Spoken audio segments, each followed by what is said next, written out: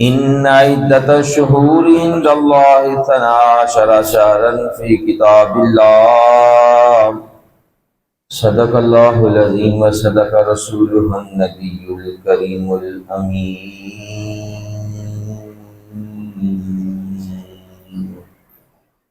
إن الله وملائكته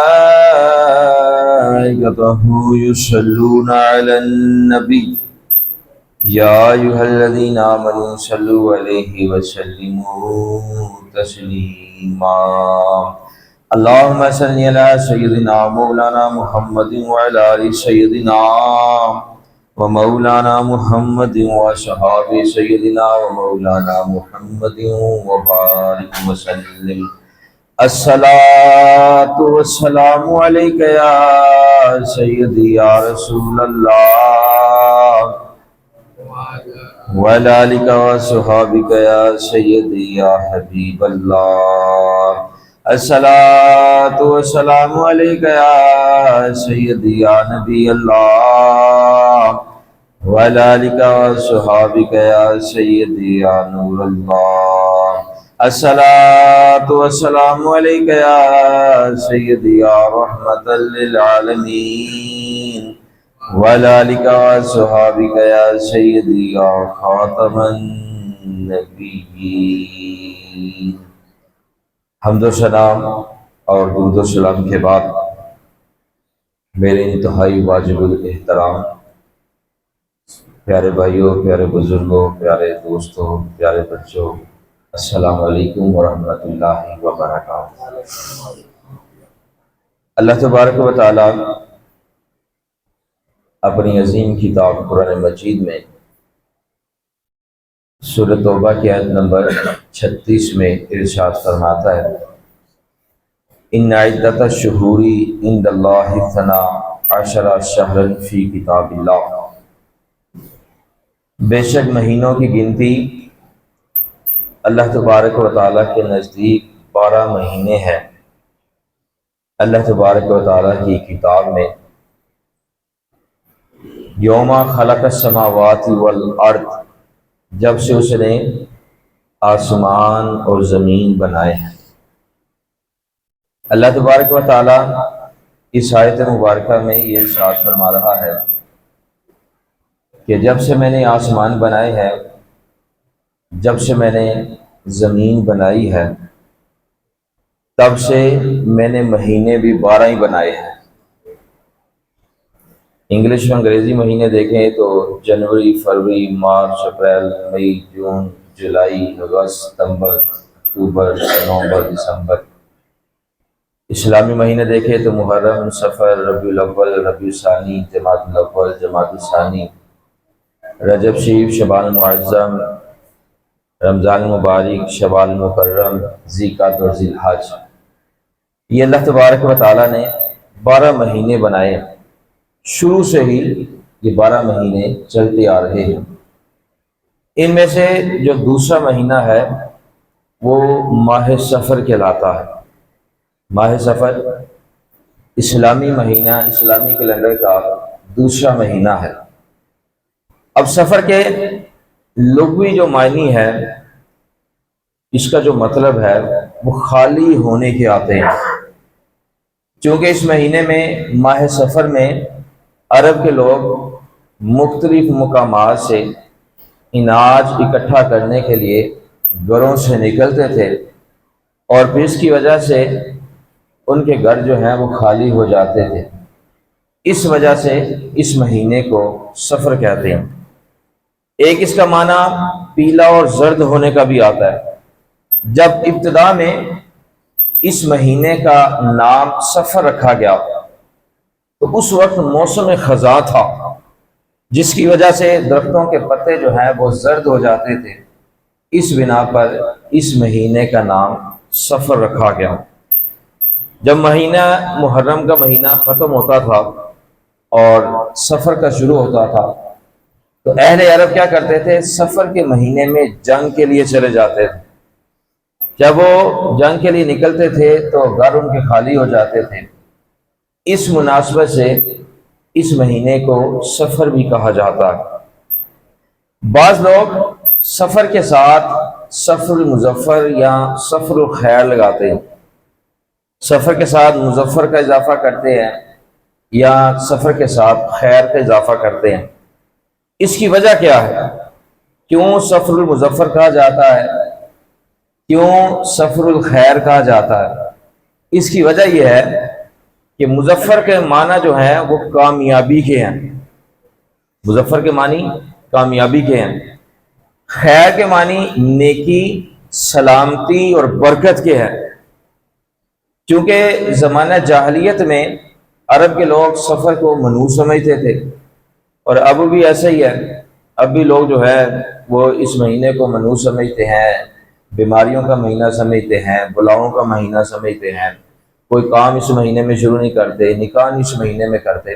تو عرب کے لوگوں میں بھی ایسا ہی تھا کہ وہ اس مہینے کو سمجھتے تھے کہ یہ آفات نازل ہوتی ہیں، بلائیں نازل ہوتی ہیں، مصائب نازل ہوتی ہیں، اس وجہ سے اس مہینے کو منحوس سمجھا جاتا تھا۔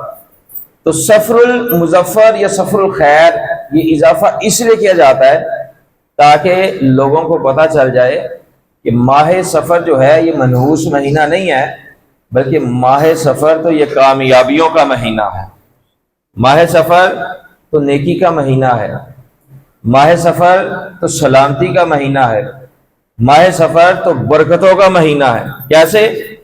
کہ یہ وہ عظیم مہینہ ہے کہ جس میں اللہ کے نیک بندوں کا ذکر کیا جاتا ہے۔ تو بتائیں، جس میں اللہ کے نیک بندوں کا ذکر کیا جائے وہ مہینہ منحوس ہو سکتا ہے؟ وہ دن منحوس ہو سکتا ہے؟ قرآن مجید اور احادیث مبارکہ کا اگر مطالعہ کیا جائے تو پتہ چلتا ہے کہ جس جگہ نیک لوگوں کا ذکر کیا جاتا ہے وہاں پر اللہ کی رحمتوں کا نزول ہوتا ہے۔ جس لمحے ذکر کریں گے، جس وقت ذکر کریں گے، جس دن ذکر کریں گے، جس مہینے میں ذکر کریں گے، جس سال میں ذکر کریں گے، جس زمانے میں اللہ کے نیک بندوں کا ذکر کریں گے، وہاں پر اللہ تبارک و تعالی رحمتوں کا نزول فرمائے گا۔ تو ماہ سفر جو ہے وہ اسلامی کیلنڈر کا دوسرا مہینہ ہے۔ یہ ایسا مہینہ ہے کہ جس میں لوگوں کے گمان کے مطابق مصیبتیں اور بلائیں نازل ہوتی ہیں، بیماریاں پیدا ہوتی ہیں، یعنی بیماری ایک جانور سے دوسرے جانور کو لگتی ہے، پھر اس سے دوسرے کو لگتی ہے، ایسے ہی بڑھتی چلی جاتی ہے۔ اور اہل عرب کا یہ خیال ہے کہ انسان کے پیٹ میں ایک سانپ ہوتا ہے کہ جو انسان کو بیماری کی حالت میں، بھوک کی حالت میں کاٹتا ہے، جس سے مرض لگ جاتا ہے، اور پھر وہ مرض جو ہے وہ بڑھ جاتا ہے۔ اور مسز جوہر صاحبہ نے ایک کتاب لکھی ہے جس کا نام ہے قرب الہی۔ اس کے صفحہ نمبر 45 پر لکھتی ہیں کہ پورے سال میں 10,80,000 بلائیں نازل ہوتی ہیں، جن میں سے 9,20,000 بلائیں ماہ سفر میں نازل ہوتی ہیں۔ اب دیکھیں لوگ جو ہے کیسے کتابیں لکھتے ہیں، نہ پڑھتے ہیں، نہ مطالعہ کرتے ہیں، نہ قرآن مجید کی آیت کا ترجمہ پڑھتے ہیں، نہ قرآن مجید پڑھتے ہیں، نہ احادیث پڑھتے ہیں، نہ اس کا مفہوم سمجھتے ہیں، اپنی طرف سے جو دل کرتا ہے وہ کتابوں میں لکھ دیتے ہیں۔ اپنی طرف سے اگر کوئی کتابوں میں زیادتی کرے گا تو یاد رکھیں امت میں فتنہ پڑ جائے گا، امت جو ہے وہ رائے راست سے ہٹ جائے گی، اور جو بندہ رائے راست سے ہٹے گا اس کا گناہ اس کے کھاتے میں جائے گا جس نے رائے راست سے اسے ہٹایا ہوگا، جس نے اسے صراط مستقیم سے ہٹایا ہوگا، سارا گناہ اس کے کھاتے میں چلا جائے گا۔ تو اس لیے سوچ سمجھ کر لکھنا چاہیے، کتابیں لکھنی ہے تو سوچ سمجھ کر لکھیں، پہلے دیکھیں تو صحیح احادیث کیا کہہ رہی ہے اور میں کیا لکھ رہا ہوں۔ حدیث مصطفیٰ علیہ الصلوۃ والسلام کچھ بتاتی ہے، لوگ جو ہے کتابوں میں کچھ لکھ دیتے ہیں۔ اب جو آقا علیہ الصلوۃ والسلام کے فرمان کے خلاف چلے جاتا ہے، یاد رکھے وہ جتنی مرضی کتابیں لکھ لے، جتنی مرضی عبادت کر لے، ذرا بھی اسے فائدہ نہیں۔ کیوں؟ اللہ رب العزت کو وہ بندہ پسند ہے جو اس کے مصطفیٰ علیہ الصلوۃ والسلام کے فرمان پر عمل کرتے ہوئے زندگی گزارتا ہے، اور اگر فرمان پر عمل نہیں کرتا، حدیث کے خلاف چلا جاتا ہے، تو وہ بندہ اللہ رب العزت کو پسند نہیں۔ پورے صحابہ کی ہسٹری پڑھ کر دیکھ لیں، کسی ایک صحابی نے بھی آقا علیہ الصلوۃ والسلام کے فرمان کے خلاف عمل نہیں کیا۔ تمام صحابہ، اس لیے تو حضور پاک صلی اللہ علیہ وآلہ وسلم نے ارشاد فرمایا کہ میرے صحابہ ستاروں کی مانند ہے، تم ان میں سے جس کی پیروی کرو گے ہدایت پا جاؤ۔ کیوں؟ کیا وجہ تھی؟ کہ وہ آقا علیہ الصلوۃ والسلام کے فرمان پر عمل کرنے والے تھے۔ اس نے کتاب لکھ دی تھی پورے سال میں 10,80,000 بلائیں نازل ہوتی ہیں، 9,20,000 بلائیں ماہ سفر میں نازل ہوتی ہیں، تو لوگوں نے تو گمراہ ہونا ہی ہونا ہے، لوگوں نے تو اس مہینے کو منحوس سمجھنا ہی سمجھنا ہے، آفات اور بلیات والا مہینہ یہ سمجھنا ہی سمجھنا ہے، لیکن ہم نے لوگوں کی بات نہیں مانی۔ یاد رکھیں، ہم نے ان جیسے لوگوں کی بات نہیں ماننی، ہم نے اپنے آقا پاک علیہ الصلوۃ والسلام کا فرمان ماننا ہے۔ آقا علیہ الصلوۃ والسلام کے فرمان سے بڑا کسی کا قول نہیں ہے۔ سب سے بڑی ذات رب کائنات کے بعد محمد مصطفیٰ علیہ الصلوۃ والسلام کی ہے، اور رب کائنات کے فرمان کے بعد سب سے بڑا فرمان امام الانبیاء علیہ الصلوۃ والسلام کا ہے، تو ہم نے ان کا فرمان ماننا۔ وہ کیا فرماتے ہیں؟ مسلم حدیث نمبر 1745 میں آتا ہے، جابر رضی اللہ تعالیٰ عنہ روایت کرتے ہیں، فرماتے ہیں کہ حضور پاک صلی اللہ علیہ وآلہ وسلم نے ارشاد فرمایا کہ یقولو لا ادبا لا صفرا لا غولا، کہ ماہ سفر نہ بیماری ہے، نہ بدفالی ہے، نہ نحوست ہے۔ ہمارے آقا پاک علیہ الصلوۃ والسلام فرماتے ہیں ماہ سفر بیماری بھی نہیں ہے، ماہ سفر میں آفات و بلیات بھی نازل نہیں ہوتی، ماہ سفر منحوس مہینہ بھی نہیں ہے۔ جب ہمارے آقا پاک علیہ الصلوۃ والسلام نے فرما دیا ہے تو پھر ہمارا یہ کام ہے اس پر فوراً عمل کریں۔ یہ نہ دیکھیں کہ لوگ کیا کہہ رہے ہیں، یہ دیکھیں ہمارے مصطفیٰ علیہ الصلوۃ والسلام کیا فرما رہے ہیں۔ جب آقا علیہ الصلوۃ والسلام نے فرما دیا ماہ سفر منحوس نہیں ہے تو پھر نہیں ہے۔ جب آقا علیہ الصلوۃ والسلام نے فرما دیا اس میں بلائیں نازل نہیں ہوتی، یہ بیماریوں کا مہینہ نہیں ہے تو پھر نہیں ہے۔ کیوں؟ یہ ہمارے آقا علیہ الصلوۃ والسلام نے فرما دیا۔ اور یاد رکھیں، پھل ان کو لگتے ہیں، اجر ان کو ملتے ہیں، مرتبے ان کو ملتے ہیں جو محمد مصطفیٰ علیہ الصلوۃ والسلام کے فرمان پر دل سے عمل کرتے ہیں۔ اگر دل سے اگر ایک کان سے سن لیا، دوسرے کان سے نکال دیا، اور پھر باہر جا کر جی یہ رواج پڑ گیا ہے، جی ہمارے بڑے کہتے ہیں یہ منحوس ہوتا ہے، اس میں شادی نہیں کرنی چاہیے، اس میں نکاح نہیں کرنا چاہیے، اس میں کوئی کام شروع نہیں کرنا چاہیے، کاروبار نہیں کرنا چاہیے، تو پھر سمجھ لے یہ بندہ کہ یہ محمد مصطفیٰ علیہ الصلوۃ والسلام کا ماننے والا نہیں ہے۔ یہ صرف زبان سے کلمہ پڑھ رہا ہے، دل سے کلمہ نہیں پڑھ رہا۔ دل سے کلمہ تو وہ پڑھتا ہے جو دل سے آقا علیہ الصلوۃ والسلام کے فرمان پر عمل کر دیتا ہے۔ ایک بندے کو ایک فرمان کا پتہ نہیں ہے، چلو یہ بات الگ ہے، لیکن جب پتہ چل گیا پھر تو عمل کرنا یہ فرض ہو جاتا ہے۔ جب آقا علیہ الصلوۃ والسلام کا فرمان سن لیں تو پھر فرض ہو جاتا ہے۔ یہ جتنے بھی یہاں پر بیٹھے ہوئے ہیں ہم سب نے سنا ہے کہ آقا علیہ الصلوۃ والسلام نے فرمایا ماہ سفر منحوس نہیں ہے، تو یہ ہم سب پر فرض ہو گیا ہے کہ ہم یہ آقا علیہ الصلوۃ والسلام کا فرمان جا کے اپنے گھروں میں بھی بتائیں، اپنی خواتین کو بھی بتائیں، اپنے دوستوں کو بھی بتائیں، اپنے ہمسایوں کو بھی بتائیں، جہاں پر کام کر رہے ہیں وہاں پر بھی آقا علیہ الصلوۃ والسلام کا یہ فرمان بتائیں۔ کیوں؟ یہ فرض ہو جاتا ہے۔ جب ایک بندہ آقا علیہ الصلوۃ والسلام کا فرمان سن لیتا ہے اس پر یہ ذمہ داری عائد ہو جاتی ہے کہ وہ آقا علیہ الصلوۃ والسلام کا فرمان آگے جا کر بتائے، اور یہی تبلیغ ہے، اور جو تبلیغ کرتے ہیں وہ بندے اللہ رب العزت کو پسند آتے ہیں۔ تو حضور پاک صلی اللہ علیہ وآلہ وسلم کے فرمان کے مطابق ایک روایت میں امام بخاری رحمہ نے بخاری شریف میں لکھا ہے، سیدنا ابو ہریرہ رضی اللہ عنہ روایت کرتے ہیں، فرماتے ہیں آقا پاک علیہ الصلوۃ والسلام نے فرمایا کہ سفر کے مہینے کو منحوس سمجھنے کی کوئی حقیقت نہیں، اس میں کوئی حقیقت نہیں ہے، یہ بھی مہینہ دوسرے مہینوں کی طرح ہے۔ اب بتائیں دوسرے مہینوں میں بھی مصیبتیں آ جاتی ہیں، پریشانیاں آ جاتی ہیں، تکلیفیں آ جاتی ہیں، کسی کا وصال ہو گیا، کسی کو کاروبار میں نقصان ہو گیا، تو بتائیں کیا توبہ نعوذ باللہ دوسرا مہینہ بھی منحوس ہو گیا؟ نہیں۔ اگر دوسرے مہینے میں مصیبتیں پریشانیاں آ سکتی ہیں تو اس مہینے میں بھی آ سکتی ہیں، لیکن ہمیں کیا حکم دیا گیا؟ ہمیں حکم یہ دیا گیا ہے کہ جس لمحے، جس وقت، جس دن، جس مہینے تم پر کوئی پریشانی آ جائے تو اللہ کی رضا سمجھ کر اس پر صبر کرتے ہوئے زندگی گزارو۔ جب مصیبت پہنچے صبر بھی کرو، شکر بھی کرو، خوشی ملے اللہ کی حمد بیان کرو، شکر کرو۔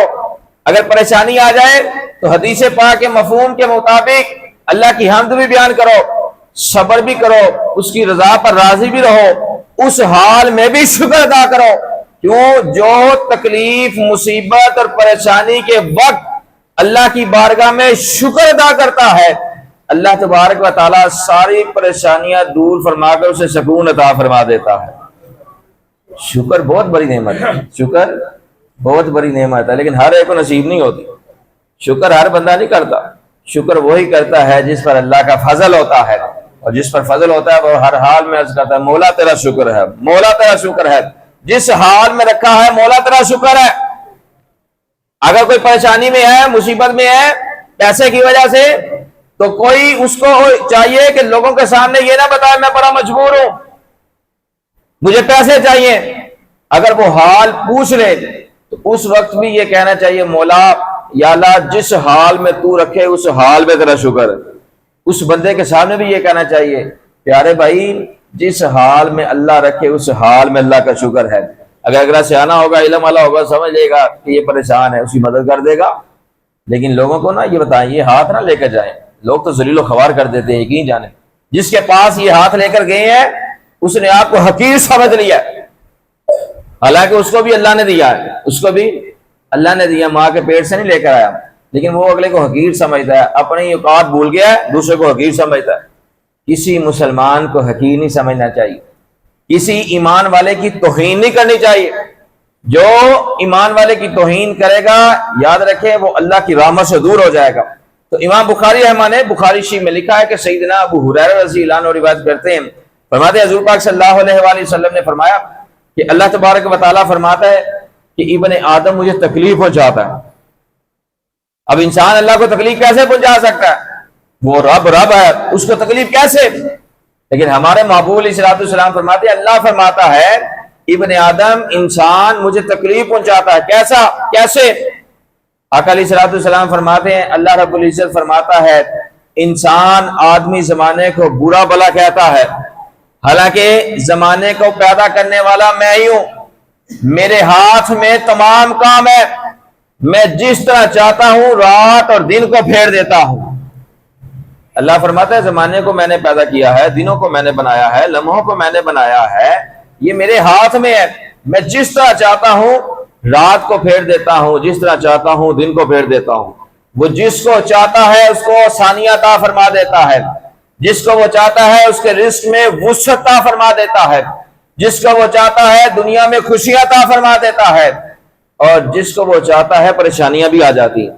لیکن قرآن مجید اور احادیث مبارکہ کا اگر مطالعہ کرے تو پتہ چلتا ہے کہ اگر مصیبت آئے تو اپنے اعمال کی وجہ سے ہوتی ہے، اگر پریشانی آ جائے تو اپنے مال کی وجہ سے سمجھے، اگر خوشی آ جائے تو اللہ کے فضل کی وجہ سے سمجھے۔ کیوں؟ قرآن مجید میں رب کائنات نے سورہ النساء کی آیت نمبر 79 میں ارشاد فرمایا کہ ما اصابک من حسنۃ فمن اللہ، اے سننے والے تجھے جو بلائی پہنچی ہے وہ اللہ تبارک و تعالیٰ کی طرف سے ہے، وما اصابک من سیئۃ فمن نفسک، اور جو تجھے برائی پہنچی ہے وہ تیری اپنی طرف سے ہے۔ اللہ تبارک تعالیٰ فرماتا ہے اگر خوشی پہنچے تو اللہ کی طرف سے ہے، اگر پریشانی آ جائے، تکلیف آ جائے، مصیبت آ جائے تو سمجھو تمہارے عمل کی وجہ سے ہے۔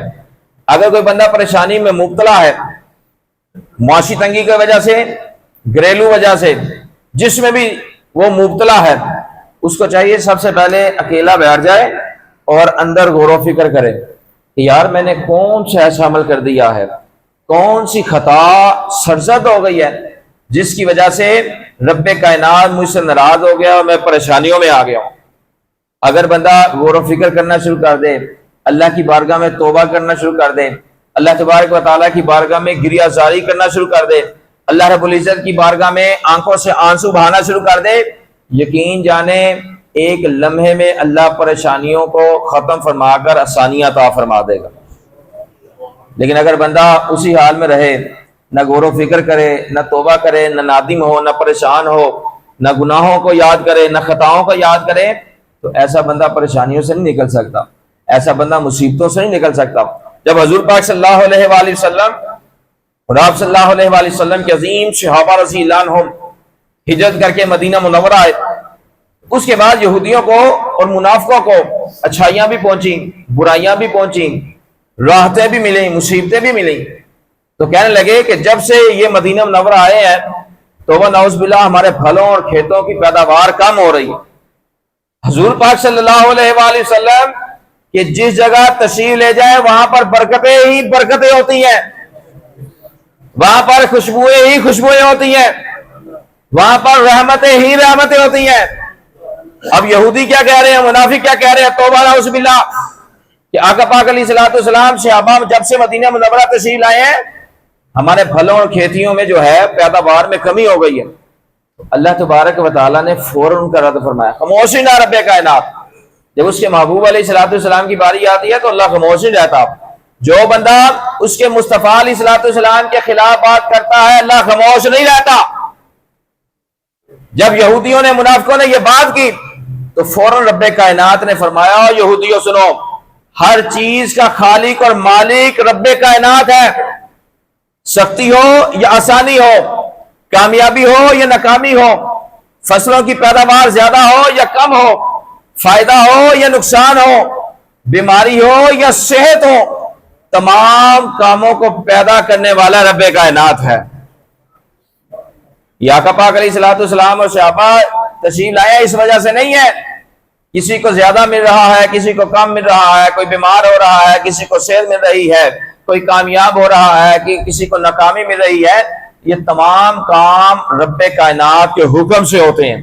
لیکن شریعت نے ہمیں یہ حکم دیا ہے کہ اگر خوشی ملے تو اللہ کے فضل کی وجہ سے، یہ گمان کرو یہ اللہ نے مجھ پر فضل کیا ہے، لیکن اگر کوئی تکلیف آ جائے پھر یہ گمان کرو مجھ سے کوئی ایسی خطا سرزد ہو گئی ہے جس کی وجہ سے میں اس پریشانی میں مبتلا ہو گیا ہوں۔